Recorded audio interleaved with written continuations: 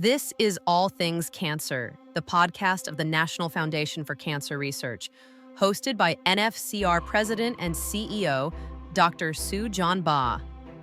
Each episode explores the hindsight, insights, and foresight of cancer research and care, and how NFCR and its partners are accelerating the path to cures. Welcome to All Things Cancer. I'm your host, Dr. Sujuan Ba. Today, I'm joined by Kathy Giusti, founder of the Multiple Myeloma Research Foundation, and a true pioneer in transforming how cancer nonprofits drive drug development. At 37 years old, she was told that she had only 3 years to live. Kathy turned urgency into action, building a powerful collaborative model that brought together academia, industry, regulators, and the patients to accelerate new treatments. The result? Survival rates in multiple myeloma have more than doubled, with over 15 new therapies approved. We discussed her book, Fatal to Fearless, the power of strategy and leadership in cancer research, and what it takes to build a system that truly put patients first. Let's jump in. Hi, Kathy. Welcome to All Things Cancer podcast. I'm so glad we have this opportunity to talk about all the wonderful accomplishments you made over the last 30 years. And I also wanted to pick your brain for a lot of things urgent for cancer research and patient care. But first, I would like to talk with you about your recent book, Fatal to Fearless, the 12 steps to breaking cancer in a broken medical system. And this is, I have to say, one of the best and thorough guidebooks I have ever read for cancer patients.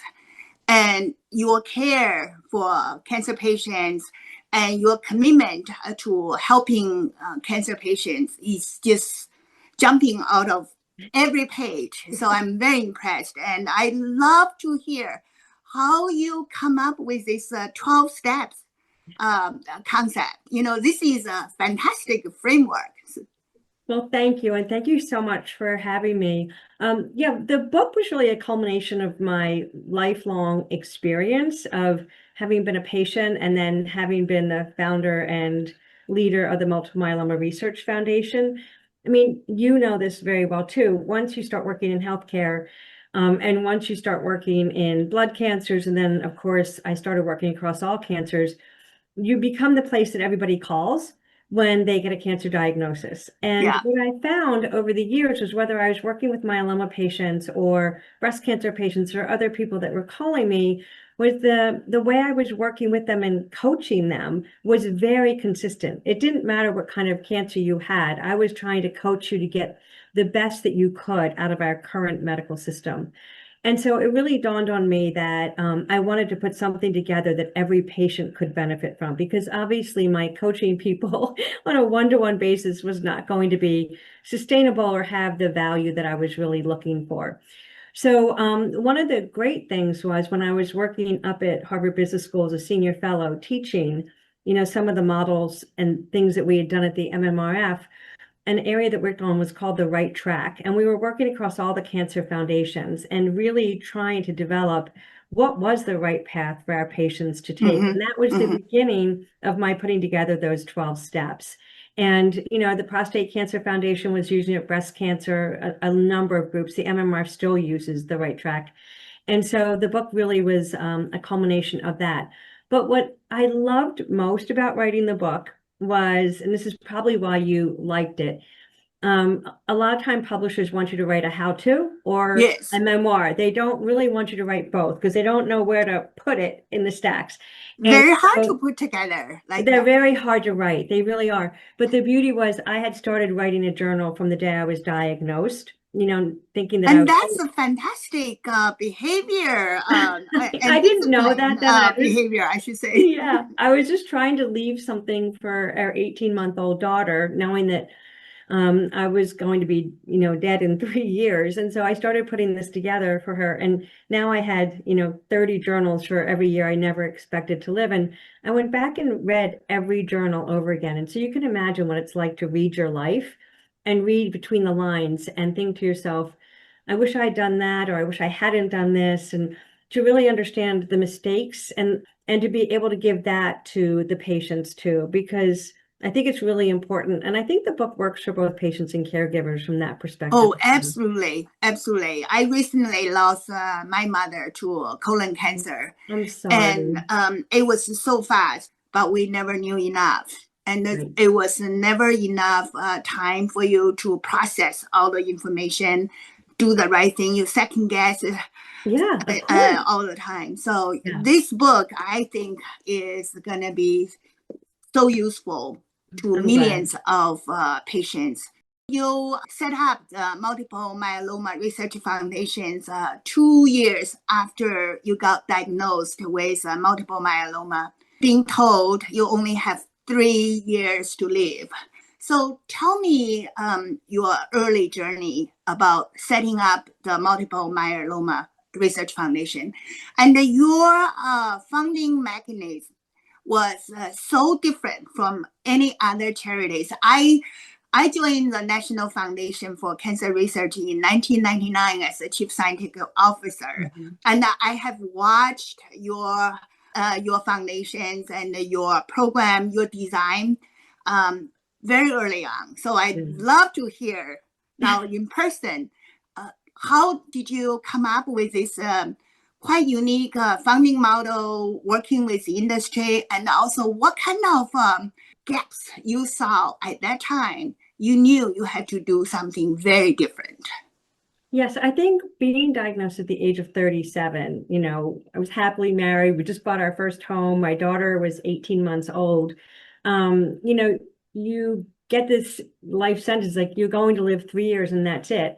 Obviously, you are Very now. scary. It's very scary, and you are working urgently, right? And at the time, I mean, in all honesty, I was just thinking to myself, how am I going to get through the days and how am I going to get through my treatment? But what happened was I worked in the pharmaceutical industry, first at Merck and then at Searle, which is now part of Pfizer. And I was doing worldwide operations at Searle when I was diagnosed with myeloma. And what happened was a bit of serendipity where they were working on a United Way campaign. And Mhm. the woman that was running it said, everybody wants to donate to research on your behalf, because obviously it was a huge surprise that I'd been diagnosed with this horrible illness.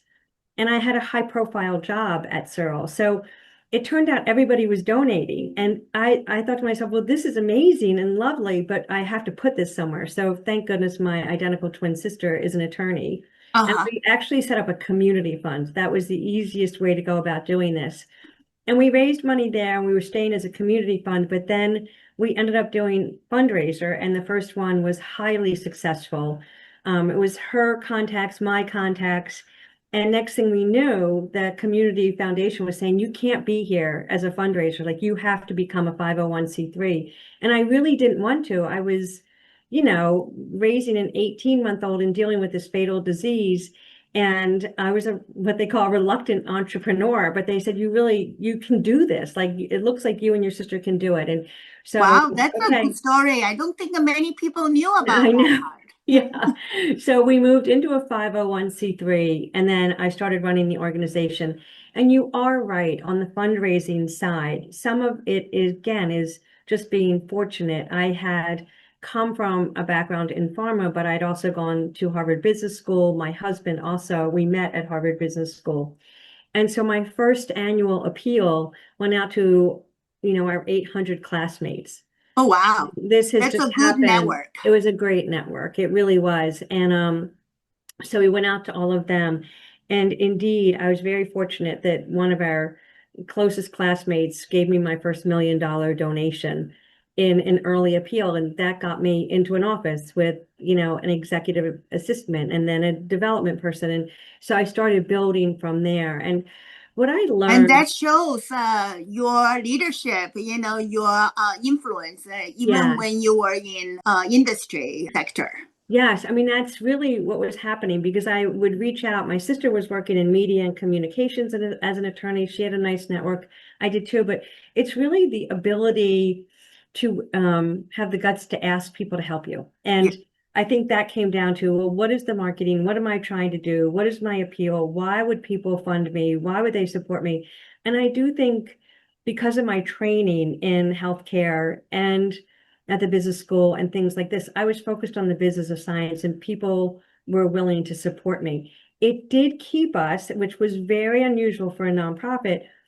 It did keep us at what I called high level fundraising, which was great because we had a good database and we would start building that way. We weren't necessarily focused on direct mail, getting the $25 donation. Yes.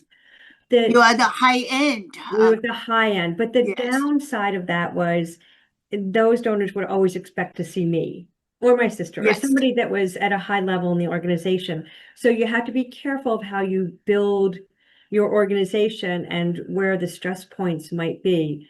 Over time, we tried to really adjust our fundraising so that it would be 1/3 events, 1/3 corporate, and 1/3 major philanthropy.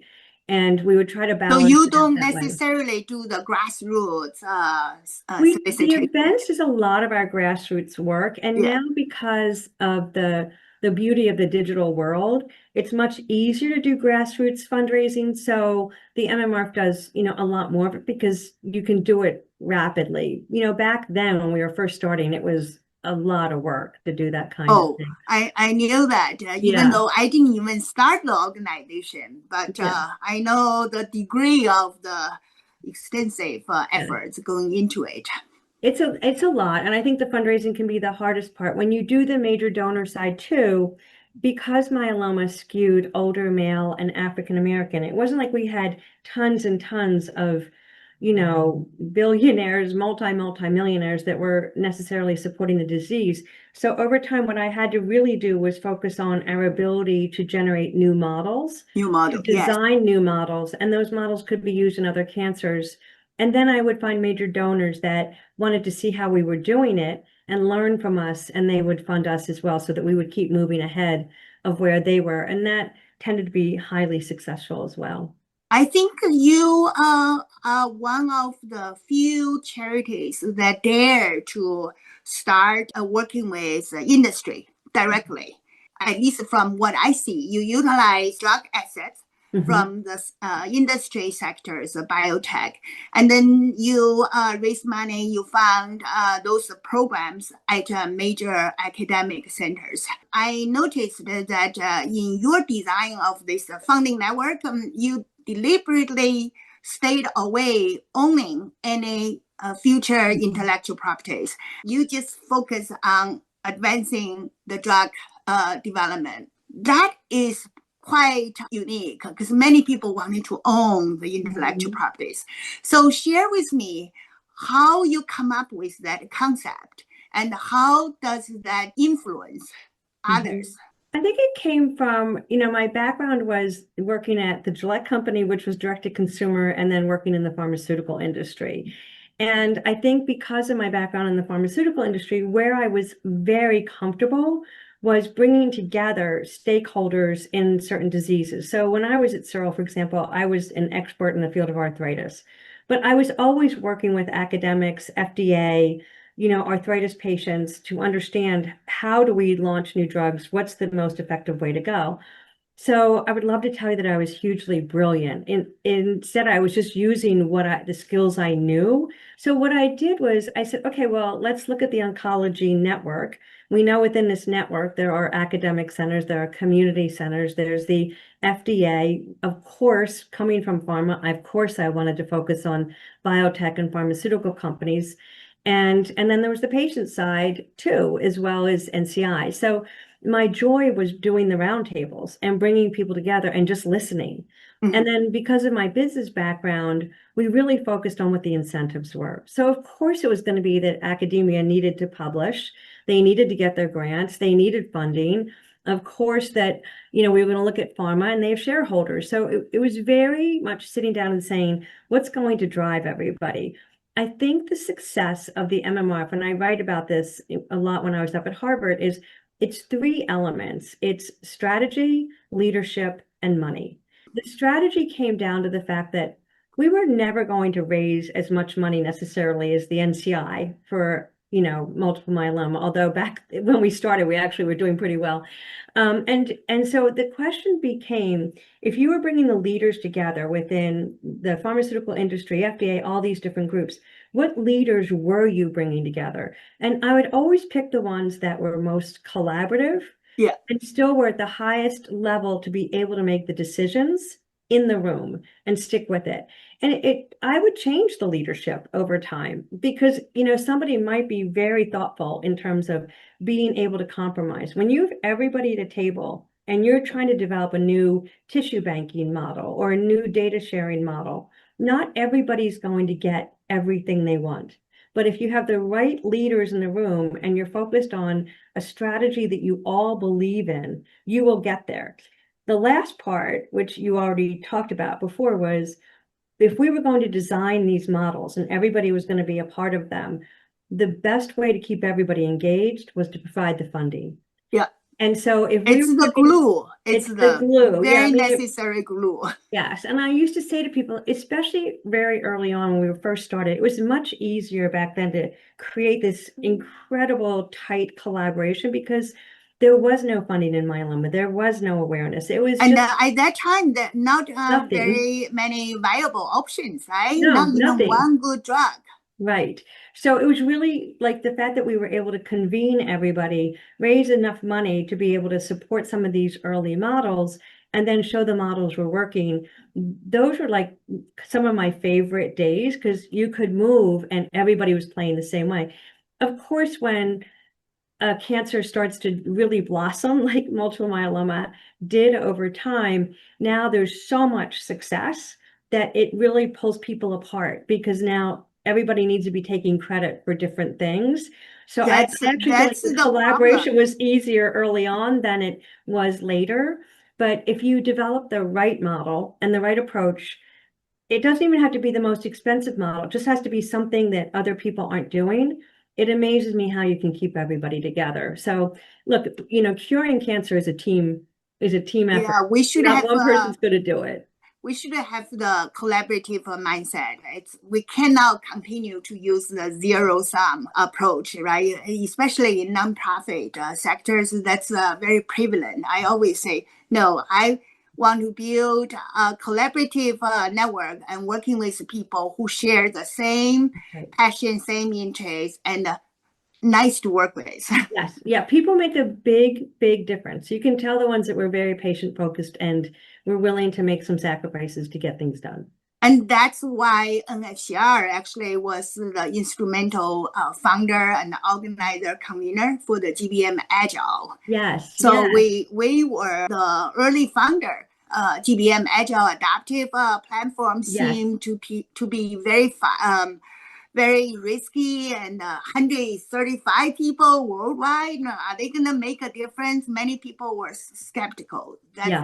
So that's how we believe in working collaboratively to make a difference. Yeah, which is great because, even adaptive trial design is challenging. And the more that we all share how we do that well, the better off we all are. And especially there was no precedence. We were trying to design the master protocol that the trials can go from phase 2 all the way to registration if the drug asset graduates from the pipeline. So no seamless process. Yeah. Yes. So I totally understand what you were trying to do at Multiple Myeloma Research Foundation.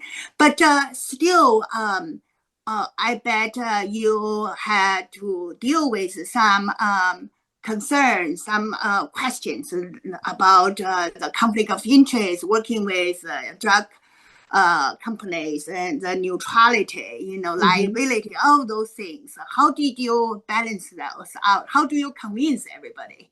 Well, I think one of the other things that we did was, number one, it was all about relationships. So an example would be when we were working on all the legal issues, we had a great attorney at the MMRF. She's actually still there. And when there would be consistent legal concerns about things, she would bring in her own roundtable of the attorneys.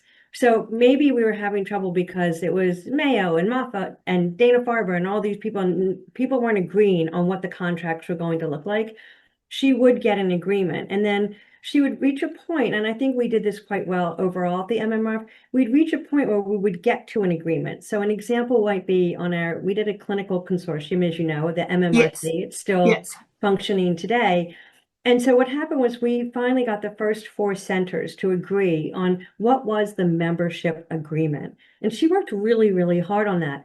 But over time, So you design a master agreement. Everybody master had agreement. to agree and sign on. Yes, and she would do that. I would work with the scientists, and the scientists would then work with their attorneys at the centers because, of course, they wanted to get this done. They Yeah. wanted to be part of this clinical network.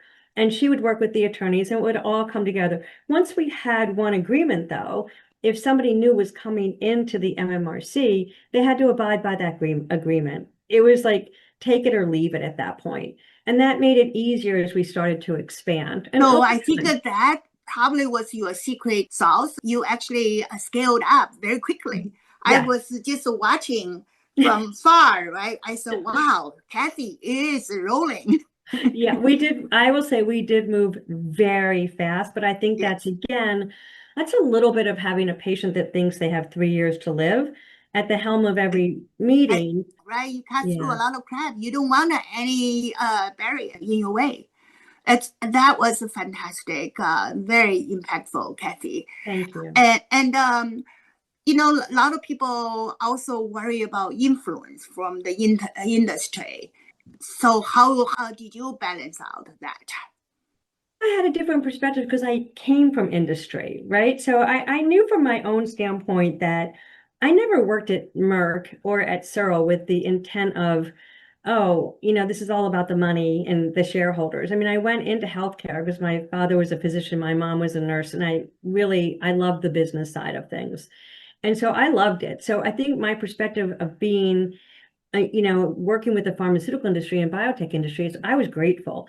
The interesting thing in myeloma, however, is that we were very focused early on in immunotherapy. We were doing Yes. vaccines. Our first roundtable was with the NCI on vaccine therapy and stem cell transplant and how the immune system was working. Yeah, you mentioned that in your book. Yes. But then out of a bit of serendipity, we had done roundtables on angiogenesis. And then all of a sudden we're realizing, oh my goodness, thalidomide, is an option. That was actually a patient, I write about this in the book too, who came up with that and asked for Bart Barlegi to put her husband on thalidomide. And it didn't work for her husband, but it worked for the next patient, which was just incredible. And now that is teaching us that novel drugs could potentially work in the field of myeloma. So we shifted from tons of grants on dendritic cell vaccines and DNA vaccines and roundtables in that field over to novel drug.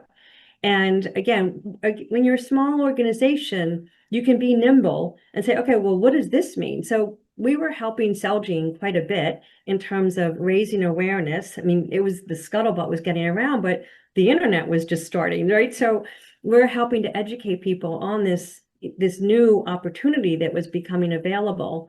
And then over time, just quickly after that, Julian Adams came to us with Velcade. And again, we were setting up a roundtable meeting that I was having with all of our academic investigators. And Julian was telling me about this amazing drug that they had all comers, and a myeloma patient did really well and went into a complete response. And he asked if he could take over my meeting.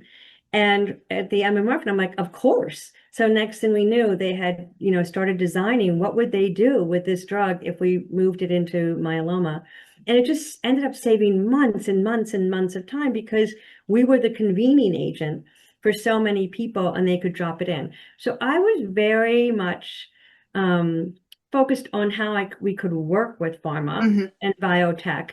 I never viewed them as an obstacle. It was always an opportunity. So I think that has a lot with your expertise and your background. And that's something not every leader in a nonprofit has. when you started working, taking the company drug to the clinical centers, did you have to convince the drug company to co-invest with you about advancing those clinical trials, or you have to take on certain portions of the preclinical or phase 1 studies? Well, again, based off of sitting down with everybody and convening and saying, if we develop the MMRC, which was our clinical network, what would be the strategy? What was the mission? What was the goal behind setting up this clinical network? And so before we actually designed, because it became its own 501c3 at one point as well, before we did all of that work, we all agreed on what it would do. And so I did that with the scientific and clinical community. And what we decided was it would do phase 1 and 2 trials. We would never get to a phase 3 trial because it would be too hard for us to raise that money. And if we had done a heavy lift on phase 1 and 2, of course, the pharma company would take it over at phase 3. And so that's where we would do a lot of the funding. And so we would fund and they would also co-fund. And a lot of times it was also getting free drug available from different counterparts. And so that became really important. And what I really love and I think is important for the MMRC is to do the studies that other people wouldn't necessarily do. So you started looking for those drug assets that had high potentials, but a lot of people wouldn't take on. Right. And then you convene those trials and you started as an investigator-initiated trial programs? Yes, we did those. And then we would work with them on some of the pharma-sponsored ones as well. That was a very smart, speedy model to get the drugs to the market. And your effort paid out. You know, right now we have more than 15 approvals, right? Those drugs are approved for multiple myeloma patients. Yeah, and I think that again was just showing like we had a great community. We still have a great community in myeloma. And I think part of that is the drug companies worked well with us. We worked well with them. We helped get enrollment because, again, we had the patient database. We could tell people where the trials were. But I think we also had an amazing relationship with FDA. I mean, Rick Pazder was phenomenal to work with. We would go down there as often as we could. We didn't just go down when a drug needed to be approved. We would go down and try to say, okay, here's where we are. We're developing this study. We're doing this study. And just try to keep those communications open. And I think that really did help us overall, that we were a tight-knit community. I think myeloma is still a very tight-knit community and still doing phenomenal work. Yeah, and right now the survival rate is tripled, right, compared to 30 years ago. It's really funny because I just was mentioning to the MMRF, I'm working on this presentation now, but when I started, it was in the 20s. And they were just saying in the ACS Cancer Facts and Figures that the 5-year survival went from 32 to 62. And that is really remarkable. I mean, for a rare tumor to have that kind of progress, I think it probably is the poster child of how to move forward. And I think the whole focus for the MMRF now is how do you move from a 5-year survival of 32 to 62 to 92? Like, we're not done yet. Our work is still really important and we have a ways to go. And I think that's why we're all still working together. You also set up the Myeloma Investment Fund in 2009. And I believe you were one of the first nonprofit leaders to operationalize this investment in oncology. It took me more than 10 years to get permission from my board to allow me to do venture model. So that's why I mentioned to you, we set up the Aim High Accelerator Fund back in 2019, which is a different model from your myeloma investment fund. Yours is within the Multiple Myeloma Research Foundation. The Aim High Accelerator Fund is actually standalone nonprofit tax-exempt affiliates with NFCR. Tell me more about myeloma investment fund and why did you choose to do it within the Multiple Myeloma Research Foundation, and what kind of obstacles you had to overcome to set it up?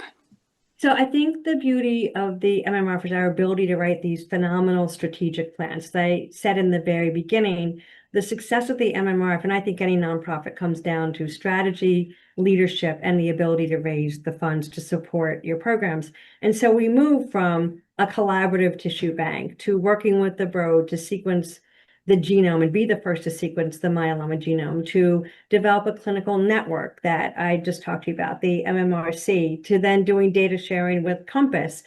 And so every time we would write a strategic plan, you're saying to yourself, well, what is it that we need to solve for now? What's the most important thing we're going to solve for now? And when I was writing that next strategic plan, what we were looking at was the fact that daratumumab and some of these antibodies were starting to look really nice in myeloma, and it was a crowded field. Like, to a lot of pharma companies, it looked crowded. And Yes. so we were thinking, how do we get some of these immune biotech companies to come in? And that really moved us forward to start the Myeloma Investment Fund. At that point in time, I was a senior fellow up at Harvard Business School. I was giving my time, half time to the MMRF and half time to Harvard Business School. My husband, another Harvard Business School grad, was now running the MMRF while I was at Harvard. And together, what really happened was I was working with the T1D fund up at Harvard Business School. That was Oh, started by JDRF, if you remember. yes. And Yes. we were doing a whole area of venture funding while I was at Harvard Business School and really looking into these models. And my husband was over at the MMRF, and we just kind of said, okay, this is the time to really do a venture fund at the MMRF because we really need these immune companies to come our way. So what we decided to do, and again, kudos to T1D for sharing their model with us. I felt like it took us way too long to develop this fund at the MMRF, to be honest with you. But by doing it, we said, okay, we will put together the funding for this, and we will pursue the biotech companies, especially that are doing work in immunotherapy. And we were able to raise $5 million from an initial funder and then get it matched by a second funder, going back again to our major donor approach of being high end at the MMRF. And so with that funding, we were able to keep building on the Myeloma Investment Fund. Now, it has its own board and its own group that really focuses on just the Myeloma Investment Fund. But you are right, the returns come back into Yeah. MMRF, but to the Myeloma Investment Fund itself. So, and if the MMRF wants to give money over to the Myeloma Investment Fund, they can do that as well. But right now, I mean, it's done very well in terms of bringing in new immune therapies for our patients. And a lot of the biotech companies have, really joined us.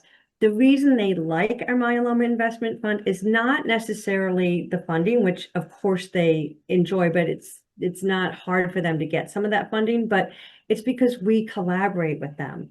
It may be that they need answers from us on certain tissue data, immune profiling information. So they love the fact that they can come to us, not just for the funding, but for the expertise. So you build an ecosystem, Yes. and that's the platform they need. Yes. So how many companies have you helped with, and what is one deal that you are most proud of? Well, I think it's the fact that there's a lot, over 15 companies that work with us, but I think the beauty of it has been the fact that now it can be self-sustaining because, what happens is, the companies move out, you get the funding back in.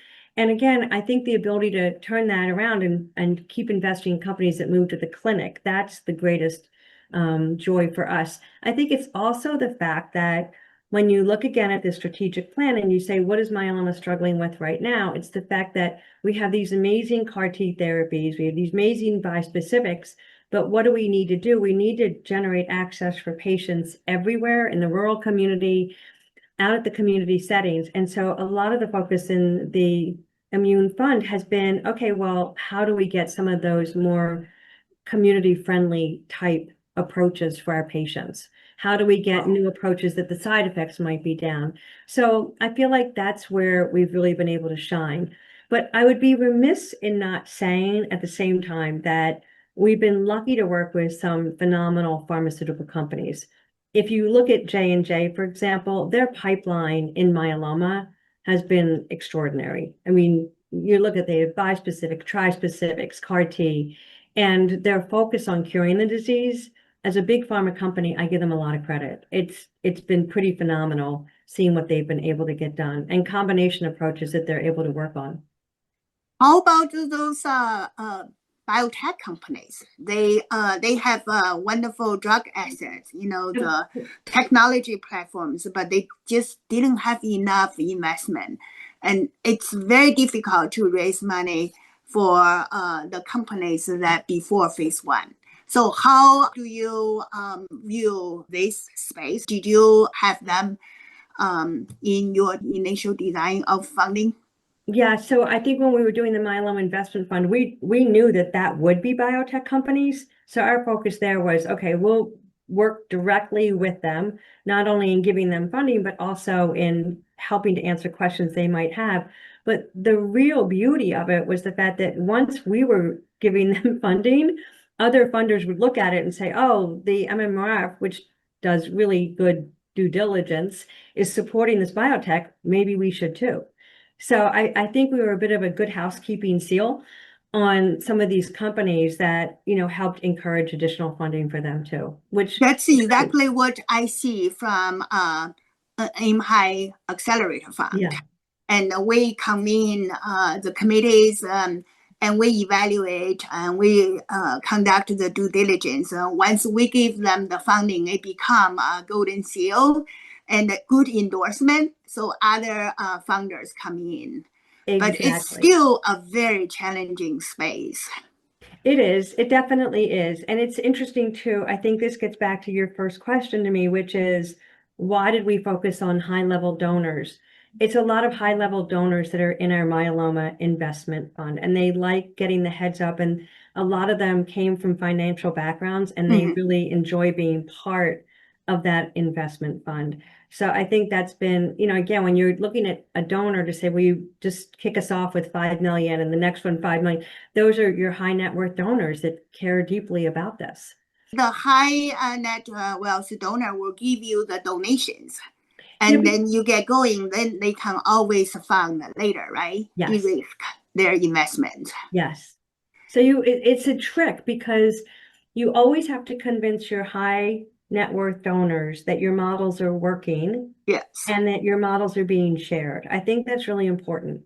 So that's why I love it when we can get online and talk about some of the things we're doing. There's no secret to them. Like, anybody can follow our models. And, we talk to other foundations and other people all the time to share them as much as we possibly can.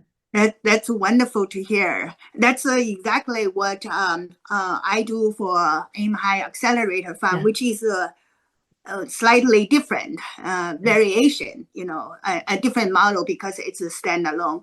Someday we can chat more about that. I can pick your brain to see how I can optimize that particular model, which is a lot of different venture models out there. I think this is what I loved about being a senior fellow at Harvard is we would pick different work streams. So we picked direct to patient, we picked data sharing, we picked venture philanthropy, we picked adaptive trial design. We had those 4 work areas, and we would bring together the best in class, and we would talk about our models openly.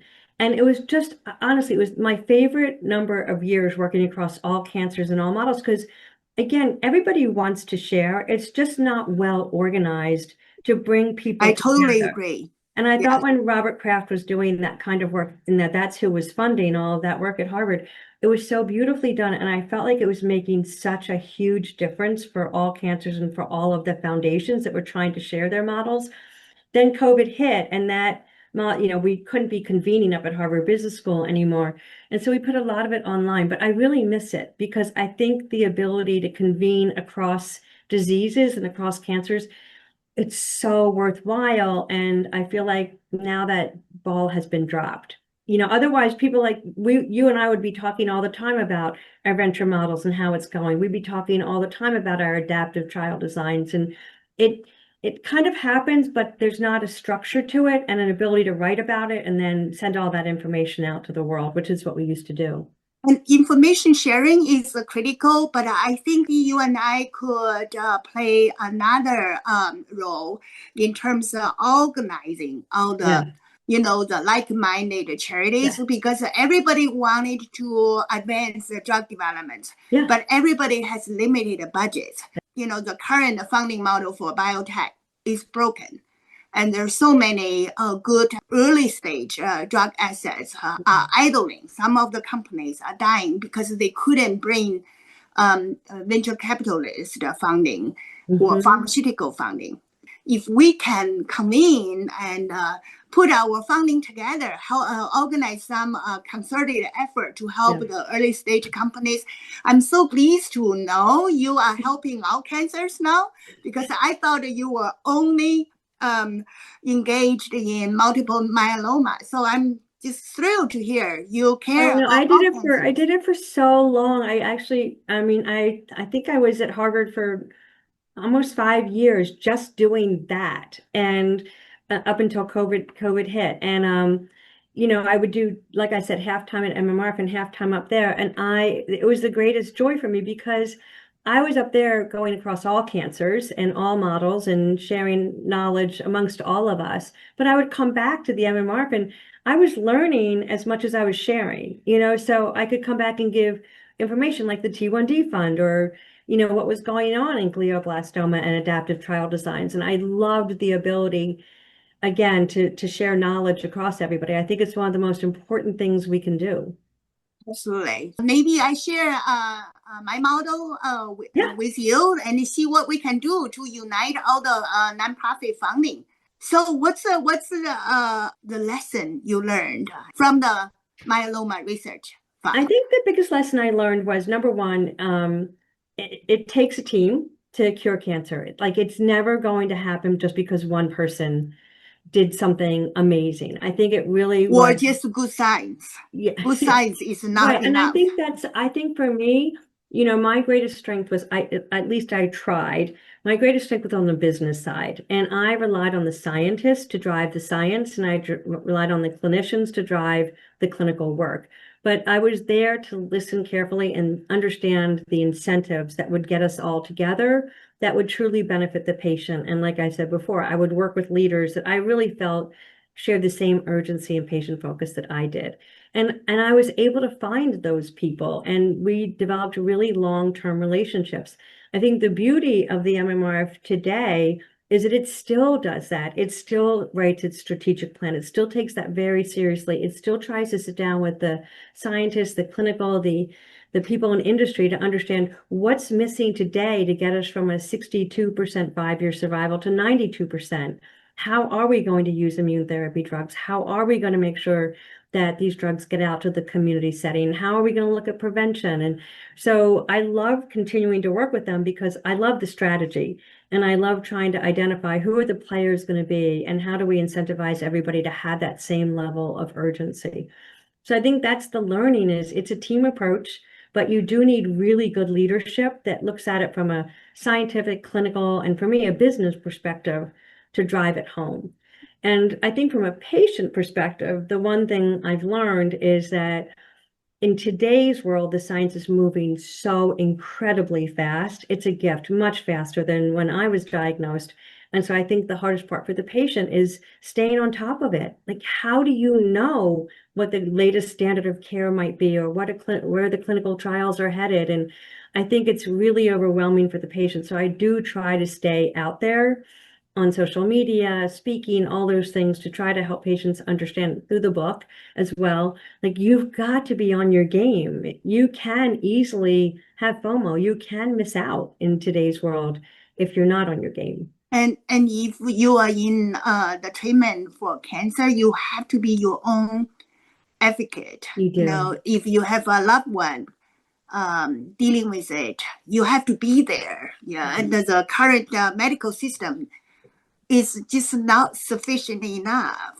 And I learned that painfully when Yeah. I was dealing with my mother's cancer journey. Yeah. And I think that patients don't, and caregivers the one thing I want them to know is there are more resources available to patients and caregivers today than ever before. And so I always try to remind them that whether you're reaching out to the medical center or you're reaching out to a patient foundation or you're reaching out to your insurance company, you can get access to social workers, to navigators, to counselors, to case managers. And you don't have to always do it on your own. And I think patients struggle to know what resources are available and who do I call when. And I think that's a really important thing to start educating everybody on. People can go and get the information, but they are so afraid of asking. And they want to connect with people who had the same experience.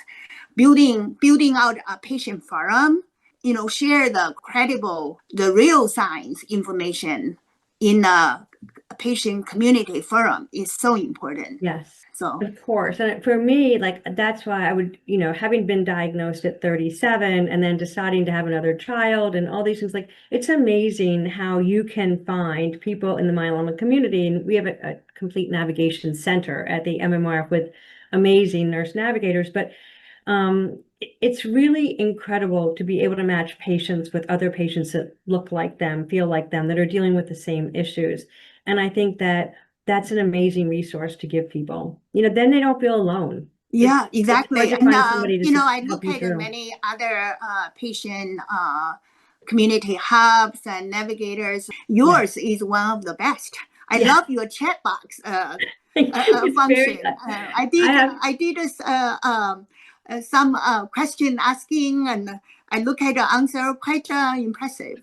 Yeah, I have to say, our nurse navigators are really amazing. And then I also work now with a company called Time Care. They're a navigation company that's done through the insurance company. And so they are available, and they're available virtual 24/7, and they work across all cancers. So again, it's just a matter of patients knowing where these resources are. And when you're in the thick of it, and I always say that's why the medical system is so broken, our ability to integrate all of our doctors, all of our nurses, our family members, and then try to find these resources, it's just a huge burden on the patient that I wish was just so much simpler. Another question I want to ask, that's actually a signature program at Multiple Myeloma Research Foundation, is your Compass program. Mm-hmm. So that's a bold project you did early on in 2011, right? So tell me more about that, and how did that program play impact role for the ecosystem you are building, and what's your future view about that, especially in the era of AI? Yeah, so basically what we went through at the MMRF, and we had talked about this a little bit earlier, was the ability to write strategic plans and to say which models are we really focused on investing in right now. So as we said, it started with just getting scientists into the field through major donors and grant making. Once we got the scientists, we're like, we don't understand the basic biology. So then we said, let's do tissue banking, and then let's do genomic sequencing. So here we are all sitting there, and we're saying, okay, well, we need to understand not just the genomic sequencing of today, what's going on with the patient, if we can pull it off, but we really need the longitudinal data.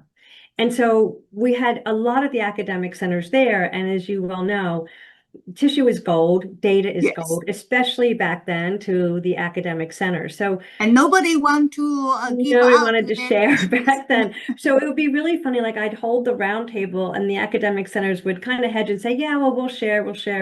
But when push came to shove, and you really tried to get the data, it was very clear. No, it was just really hard to get that sharing done. So we said, "Okay, well, we're going to have to take this on ourselves, and we're going to develop a longitudinal study where we will follow 1,000 patients over a significant period of time." And again, this was a lot of work because you're getting their baseline information. Too. Yeah, and we had to bring in a CRO. All the case report forms had to be done. It was a very rigid, trial that we were developing.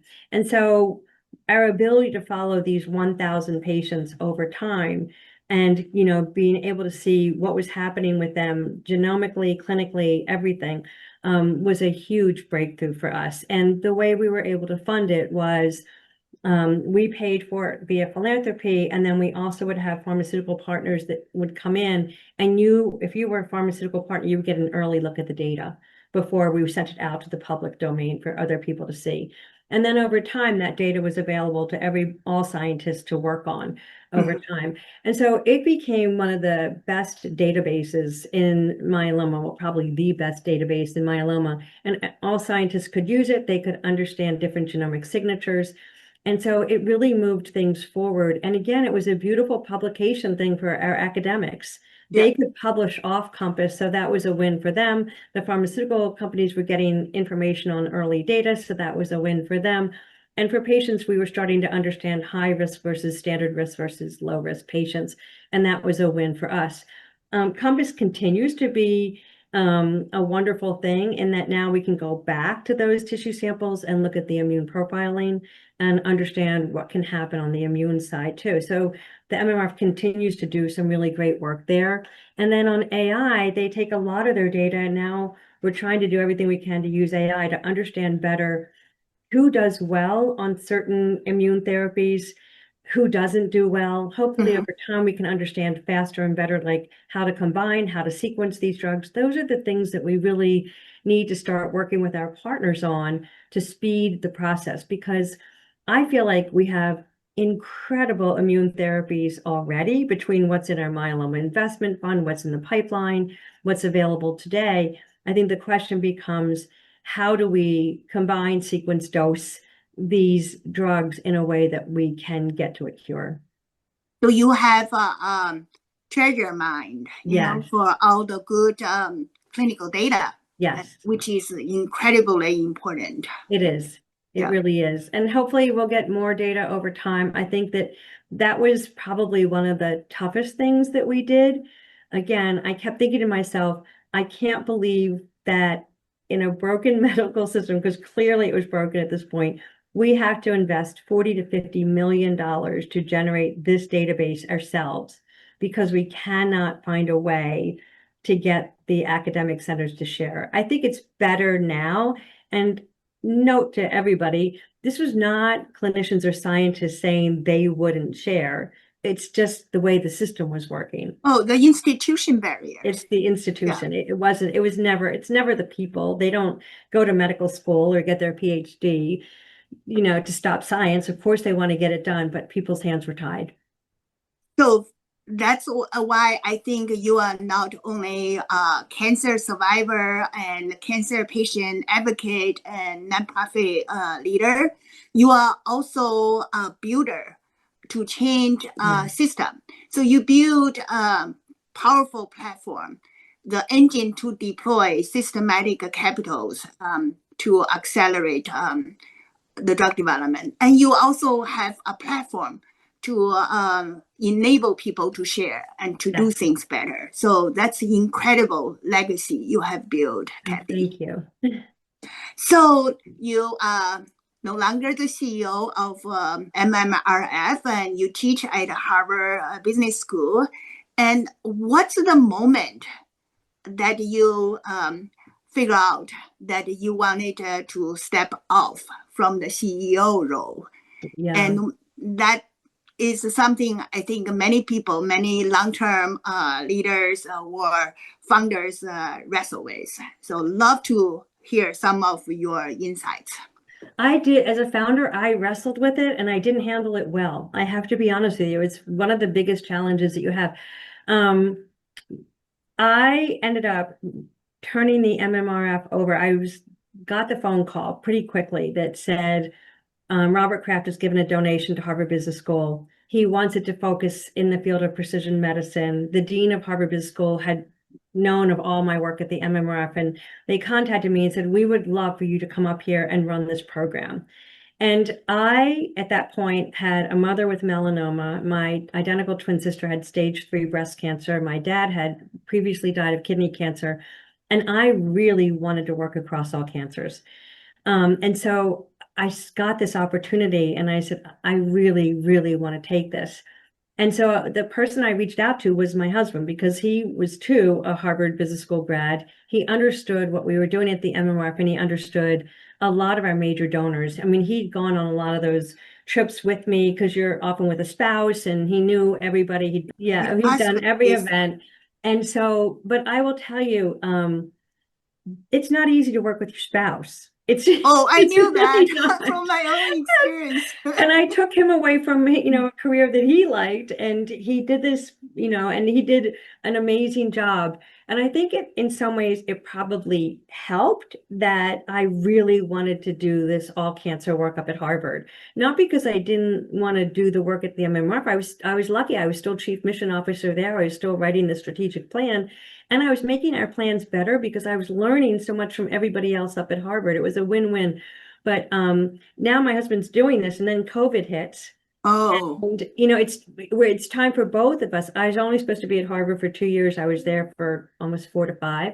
And now he's still at the MMRF, and we're like, okay, you need to move out. And we had to make this transition. I was very fortunate again, though. The person writing the strategic plan with me on immunotherapy and the venture fund was at a consulting firm, and I thought he was phenomenal, and he was doing a really, really great job.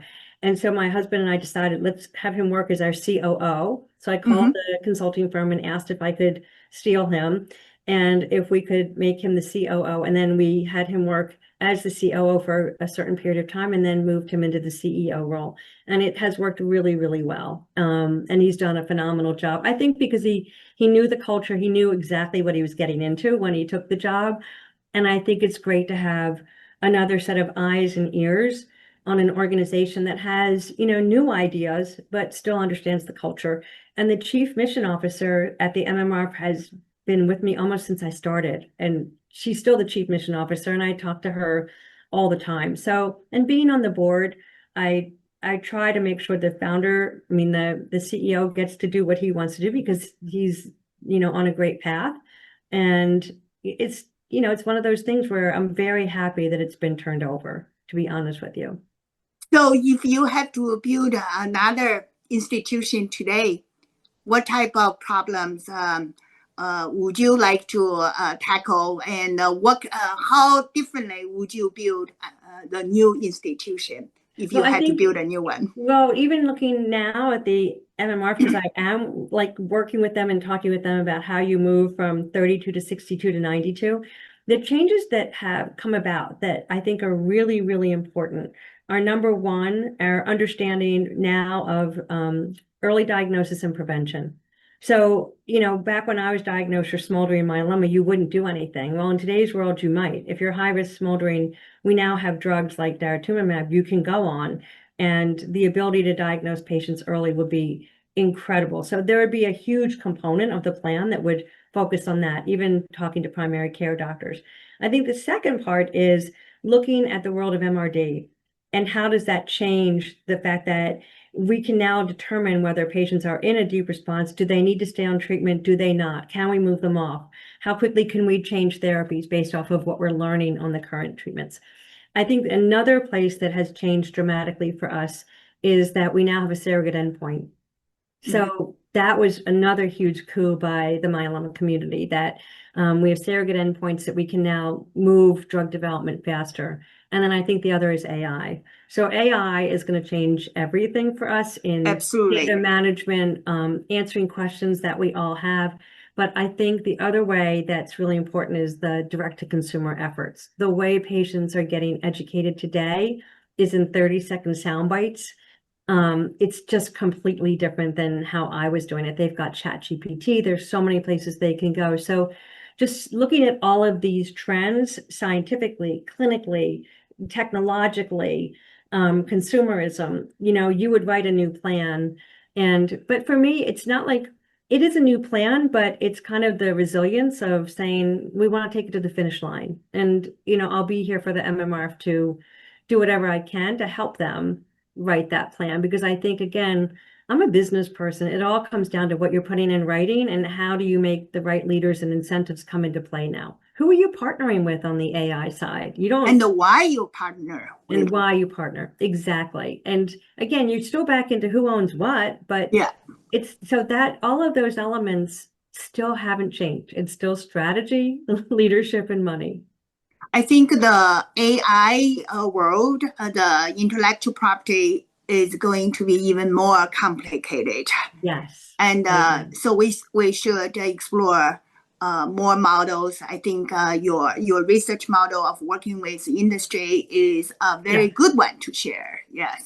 I always say that to everybody, like I think if one thing, the best models that we develop, you're not doing everything yourself because you can't be an expert in everything. I think the beauty of a really good model is that you've brought in the best expertise in every which way, and that you are all collaborating together with a common goal. And have a win-win mindset instead of I win, you lose. Yes. Zero sum. Yes. And that the win becomes the patient, and that if the patients in myeloma win, then may we also develop that model in glioblastoma or pancreatic or wherever else. Yeah, exactly. Can benefit. Yeah.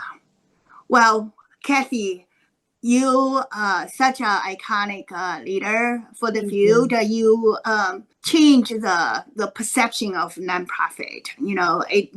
What you have done actually demonstrated to the world. The nonprofit organizations can make impacts, can shape the change, and can shape the market. Even that's the message I love to amplify. And thank you so much for what you have done and what you make the impossible and possible. Well, thank you. I mean, I have so much respect for the nonprofit field and the great work that's being done. So it's always a pleasure. So thank you. Thank you. And the patient needs you to continue to push the boundary. I'll be here. Thank you for listening to this episode of All Things Cancer. Be sure to subscribe so you never miss future conversations.